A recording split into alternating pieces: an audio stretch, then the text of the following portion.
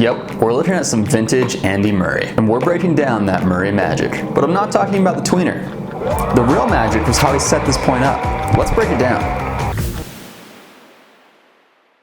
What's up team, Coach Joshua here from TennisTactics.com, and I'm breaking down a new tennis tactic every week. All the plays I show you are part of my unique tennis tactics system where I've cataloged and coded hundreds of tennis patterns and plays. And now I'm rolling out my system to help you win more matches. This week we're looking at tactic 14340. Let's draw it out. But first, don't forget to subscribe to the channel so I can bring you more tennis tactics. So we are looking at a serving tactic that is a great option to dig into your opponent's backhand even if they're guarding a little bit. The playlet is something like this. You are the server on the ad side, and you serve up the tee. Against a right-handed player like Sandra, this will go right to their forehand, and it also moves your opponent to the middle of the court. And notice how by moving the middle, we've created an opening on the backhand side. But before we pull the trigger, we need to see where they return to know if it's a good idea. In this case, Sandra returns deep middle, but kind of on the ad side. And this is exactly what we're looking for. So for ball 3, we're going to attack our opponent's backhand by driving it deep into the ad side. This shot on ball 3 is also a great opportunity to run around and hit your forehand to your opponent's backhand, establishing that forehand-backhand rally, which could let you overpower your opponent and produce a short ball. And that's the play. This is a great tactic for you to use to gain the advantage in the point.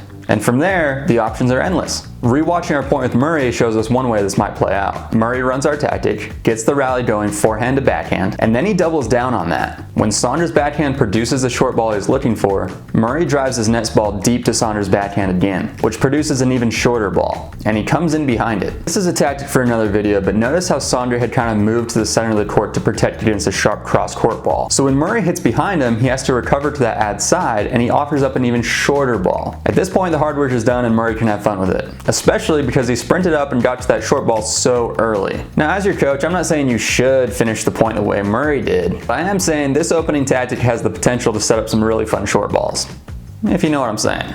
Now, I realize that not everyone's looking to hit targets this small, but I think you should start running this tactic as early as UTR 3 or 4. And the play could look something like this. When you're serving on the ad side, divide the service box in half and aim to the inner half. Again, think about how by hitting here, we're putting our opponent in the middle of the court. Then, watch where they hit their return. I want you to be kind of picky here. If they return too wide, this play is not the same. So watch for them to hit in this lane.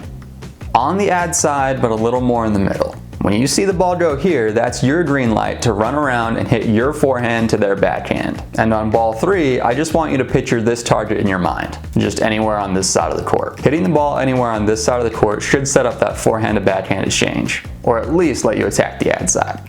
So let's analyze just how effective this play really is compared to some others. Remember, we want to evaluate tactics in terms of how risky they are to execute and how much damage they do to your opponent. Overall, I give this one a low risk rating. From an execution standpoint, we are choosing to attack, but we are also following the long lines of the court. And there's a good opportunity here to run around your backhand and hit your forehand, which is usually your stronger shot. From a position standpoint, you are in the middle of the court, which means you're pretty neutral. Just make sure you don't try to play too close to that line on ball 3.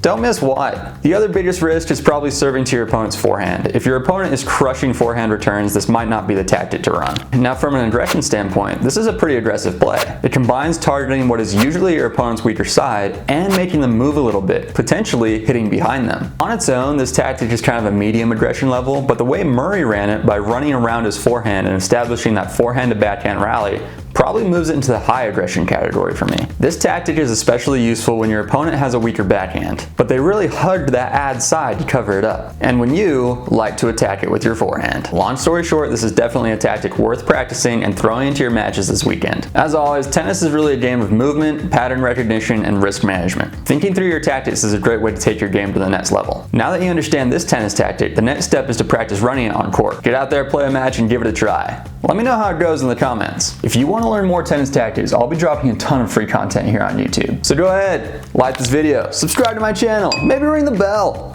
I'll be dropping video lessons from my tactics library at least once a week, and you don't want to miss it. And if you want even more tennis tactics, head on over to my website, TennisTactics.com, and sign up for my newsletter. Until then, hit your targets. We'll talk soon.